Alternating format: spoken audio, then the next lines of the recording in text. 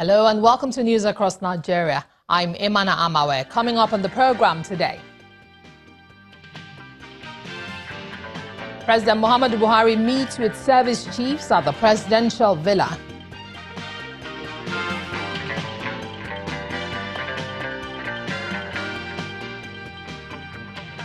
NHIS workers protesting in Abuja are faced by a rival group supporting the reinstated executive secretary of the agency.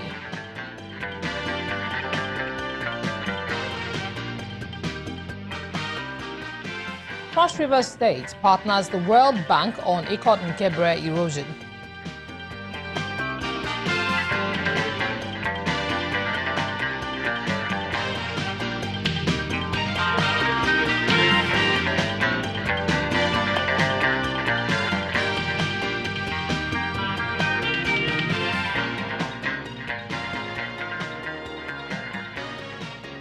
Welcome to the program that brings you news from the length and breadth of Nigeria. The Security Council meeting presided by President Muhammadu Buhari has ended. All those who attended the meeting were seen leaving the presidential villa a while ago. They, however, refused to brief State House correspondents on the outcome of the talks. The meeting was attended by the nation's service chiefs as well as the Vice President, Professor Yemi Osinbajo. Although the agenda was not disclosed, the meeting might not be unconnected with the current security challenges facing the country, particularly the continued attacks by suspected herdsmen in parts of the country, especially the north-central states. President Muhammadu Buhari has come under severe criticism recently over his handling of the security challenges, but he has refuted claims of sloppiness in his approach, saying he has since given orders for necessary action to be taken by the security agencies.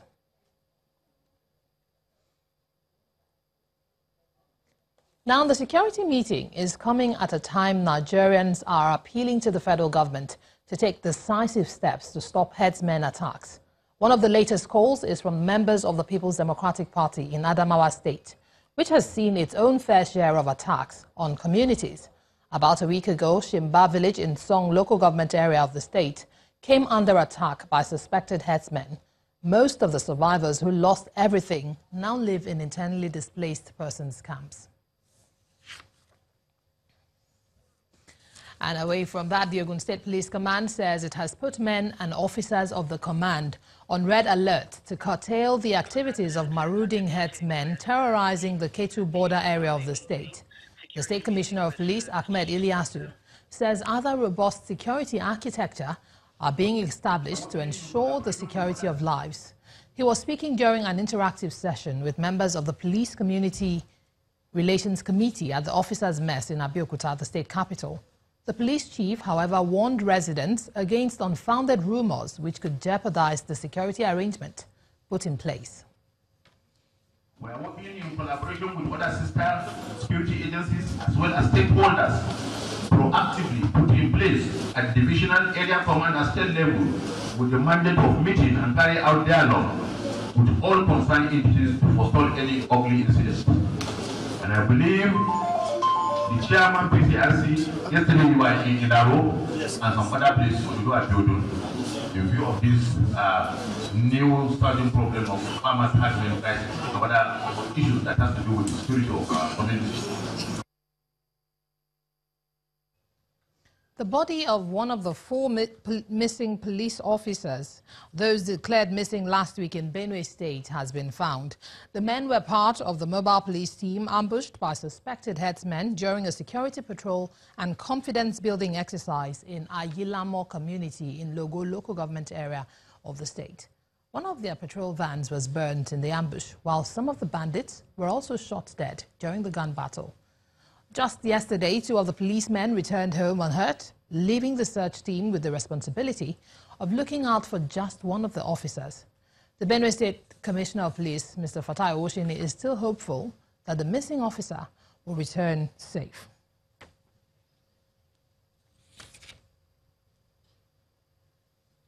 Well, now a security consultant, Tanwa Ashiru, joins us on the program to shed some light on issues. Welcome to News Across Nigeria.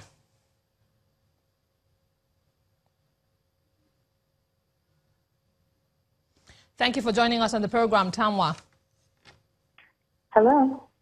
Oh, I can hear you. Many thanks for joining us on News Across Nigeria. Well, let's get straight to talking about what's been happening across the country. The security agencies have been grappling with several issues, from insurgency to the herdsmen attacks and kidnapping and so many other crimes.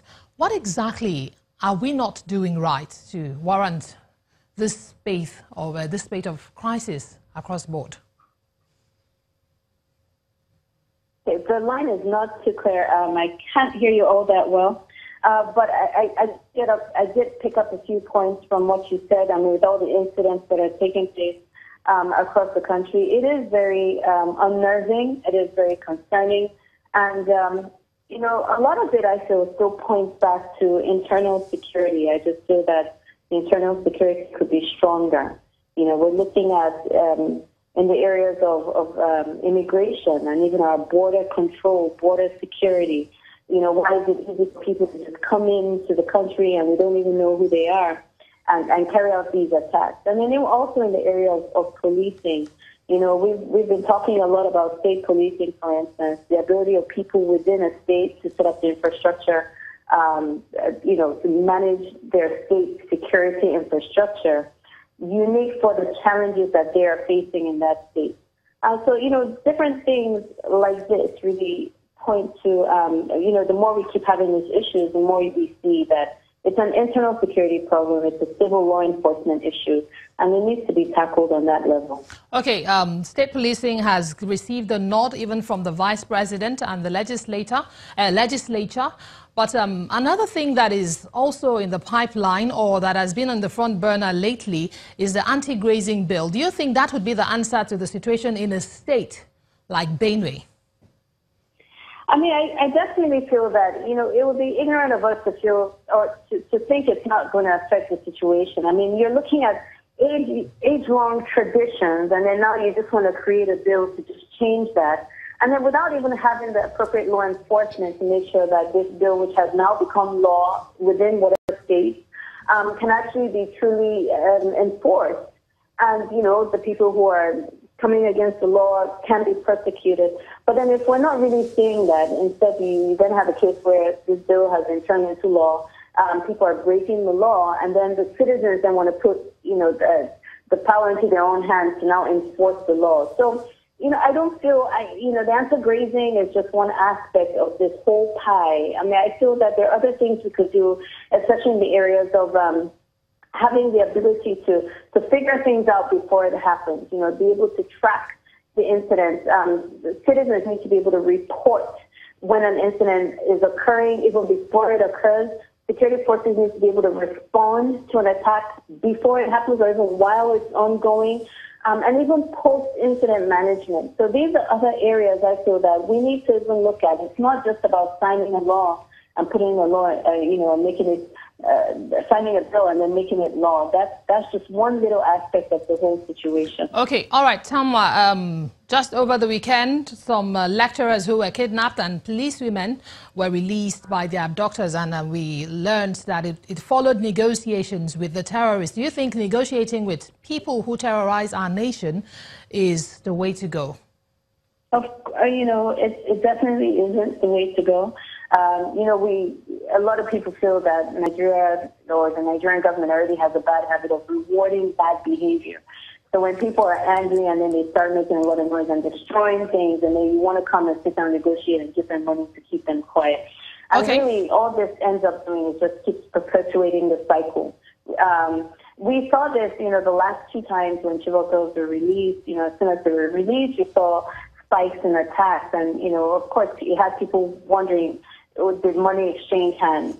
And even the reports that came out, I know some news outlets say that something about money probably did exchange hands in release of the victims. Okay, Tanwa, just a moment, Tanwa.